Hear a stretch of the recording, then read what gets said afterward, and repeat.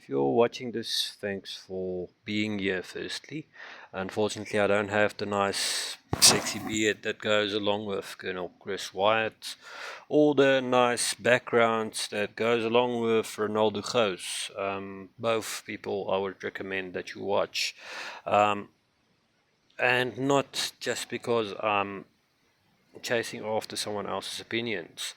My opinion might differ from theirs on certain things, but in general, I think um, pretty solidly behind what most of these guys say or think in terms of the analysis of the situation in South Africa and both South Africa and abroad, as a matter of fact.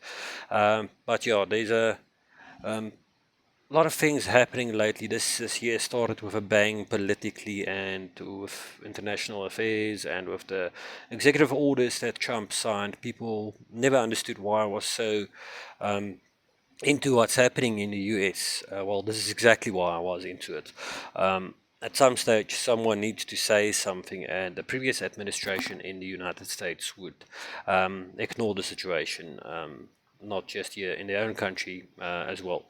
So there is a flicker of hope for freedom of speech, firstly, among other things. But yeah, the thing is, mainstream media is not going to tell you the real news most of the time. Um, they have to answer to certain people, specifically people that fund their operations. You don't have to believe me, but do your own homework and you'll find out. For example, George Soros, I think just before the US election, I'm speaking under correction about this, but if I remember correctly, he bought, I think, like 200 radio stations in America just before the elections, a few months or a few weeks before. To push a certain narrative, I assume. It's not just coincidence that things like this happen. And the same thing is true in South Africa. Certain agents or certain people possess a lot of money and a lot of influence, and they use that influence to push certain narratives. And if you only watch the news, SABC News, News 24, those organizations, you're only going to get one perspective. If you watch YouTube, X more lately, I prefer to watch a lot of the feeds on X. Gives you a bit of a perspective that's different from what they would like you to believe. It opens up the possibilities in your mind in terms of seeing what could be reality, because reality is not what the news on TV tells you most of the times. They can tell you that something happened, but don't always believe that it happened the way they said or because of the reasons they said or say. So there's a lot of channels that you can consider in terms of YouTube, in terms of X, a lot of people that you can follow there. That will probably broaden your understanding of a lot of things. And obviously, if you read a lot, it helps quite a bit. Obviously, I think there's a lot of people writing books that does not necessarily have your best interest at heart, especially lately. I think the older the book, the more trustworthy the source potentially. I don't know. Yeah, depends on your point of view, I guess. But I did see an interview with Rob Herself, I think it was yesterday, and the man raised quite a few points that makes you think that the refugee status is something that should be taken a bit more seriously. Obviously, we don't know the ins and outs of this refugee status or potential refugee status yet.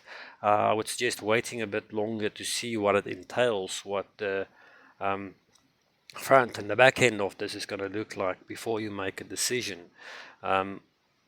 The way people are treated in this country, all people, unfortunately, there's a lot of people that don't know really or realize by who they're treated badly, unfortunately, and that's a concern. But Let me explain it like this. Rob Herself, what he said yesterday and in the interview that I saw, I think it was on Biz News, I'm not sure. But what he said in that interview is quite an eye-opener. If you look at Argentina, I think it's Argentina, they've been in under communism basically for almost 100 years, and now things are actually going better there, thanks to the new leader that was elected. I can't remember his name now, but in any case, I know his name, but I can't remember it now. Yeah, the thing is just, if you look at the South African setup of things, the political systems, the political parties that's in power, the percentage of people with a certain mindset never changed. The political landscape did, yes. The the political parties in power, or that hold the majority of the votes, or most of the majority, have a certain mindset, a communist or socialist mindset. I don't know what I call what I want to call, what I should call it. Communist, yeah. Let's say communist mindset. National Democratic Revolution. Oh, yeah, they still have those goals in mind, whether it be ANC, MK, EFF, and it's still, if you take those parties, the share of vote that they have, it adds up to more or less the same amount of people with the same mindset. So the people that need to change their mind is that specific voter base that those parties have. All of them have the same goals, NDR, National Democratic Revolution. So you can do whatever you want if you don't change those people's minds, or if you don't punish those voters, like Rob said on that specific interview. It's going to be difficult to change anything in this country, and I don't see how that's going to change soon. If, for God forbid, sanctions are put into place on South Africa, but well, actually it might end up being a good thing. People might actually open up their eyes and see what's really going on in the world. I don't really see an alternative. And the refugee status, keep in mind that a lot of that specific demographic, Afrikaners, minorities in general in South Africa, not just Afrikaners, are a large part of the voter base. And if they decide to take up Donald Trump's offer, after we know what it really is going to entail, then our government's going to have a problem, a big problem, in terms of tax and funding their operations and keeping this country together. I don't know how they're really going to contain that problem. But the rhetoric that they spew on the media and individuals on social media platforms used to be, we don't want you here. Go away. Go back to Europe, as if we have a home there. Or move to Texas. Take up Donald Trump's offer. We can't take it up yet, firstly, because we don't know what the ins and outs of this offer will be or might be. And many of us will not go because this is our country just as much as anyone else's. Any minority any person that's been born here and that's been here for a couple of generations will know there's nowhere else to go, really. Except if you want to start over from scratch and potentially have nothing on your name. Which makes that decision a bit more difficult, especially not knowing the ins and outs of this, which I think we probably will in the near future, or I hope we do. But to get back to the point of them telling Europeans specifically to go back to Europe or to take up Donald Trump's offer, first they wanted us to leave, and now they're crying about us leaving. They don't seem to understand that this country will literally collapse. Not because I'm not saying that because I want to think more or pretend that I'm from some type of special group that no one can do without. It's just a fact. Unfortunately, that's a large part of, and it's not even the largest part. They'd like to portray it like white people own everything.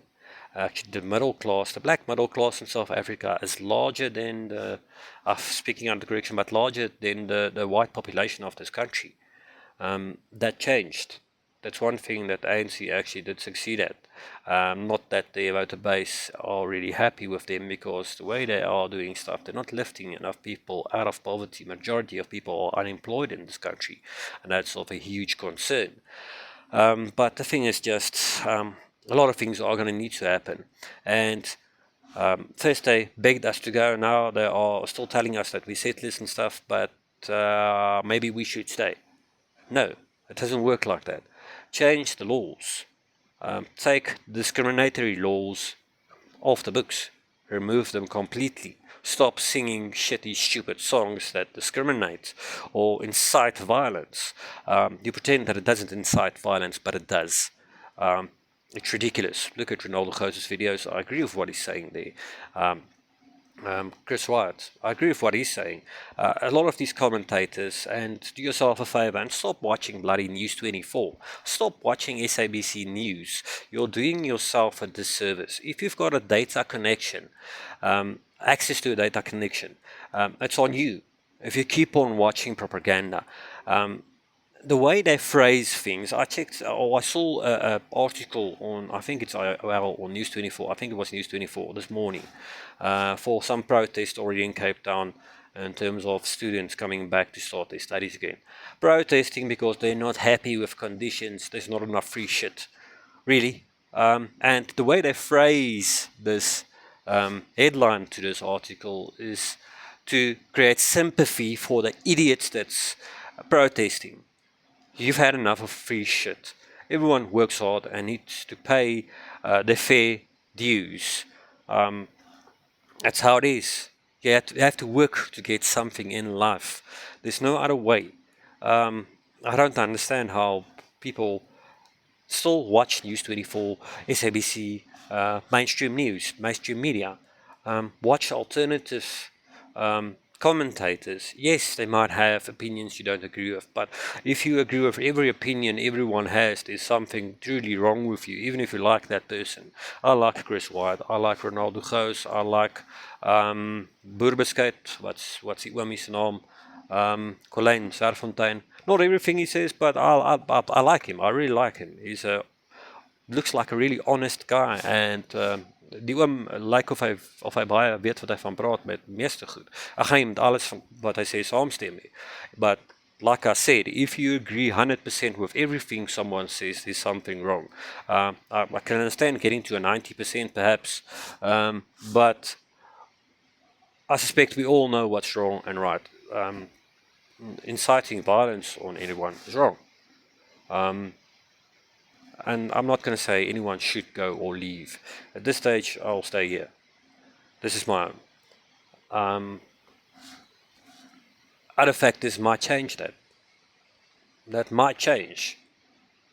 Depending on my specific situation. My situation is different than most other people's. So I think my situation is definitely different than a lot of other people. If I get the opportunity to get a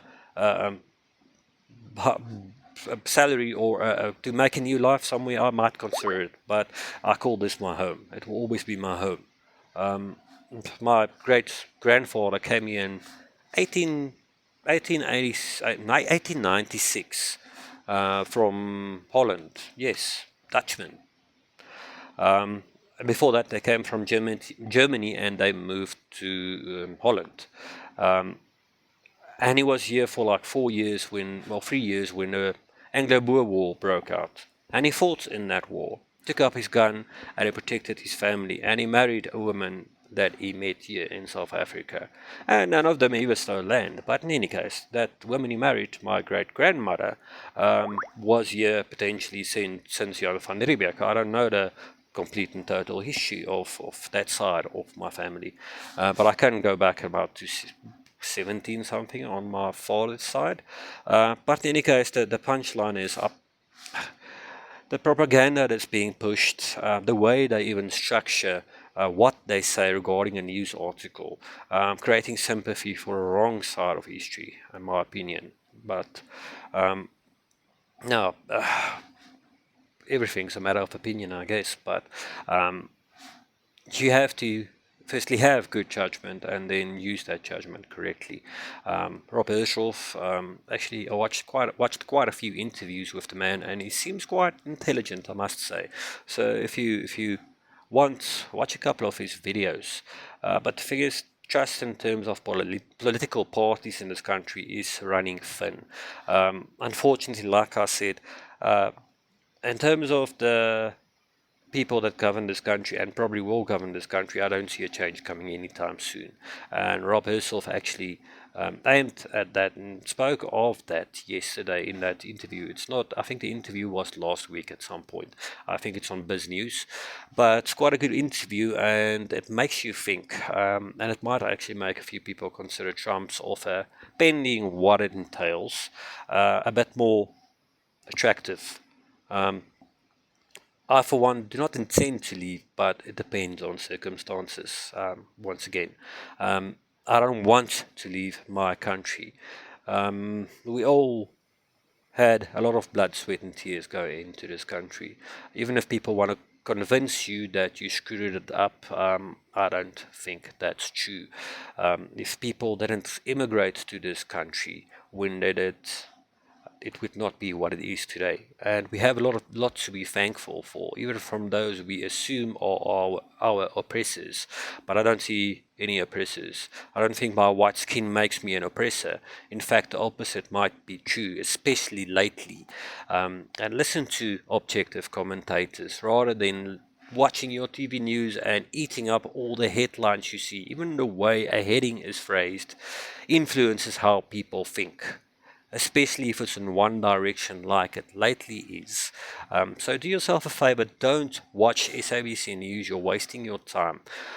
Don't watch even mainstream movies and series at some stage. I've noted that that's starting to change a bit more, less of the woke culture that people like me despise is involved lately. The last few movies I've seen actually was a bit better, to be honest.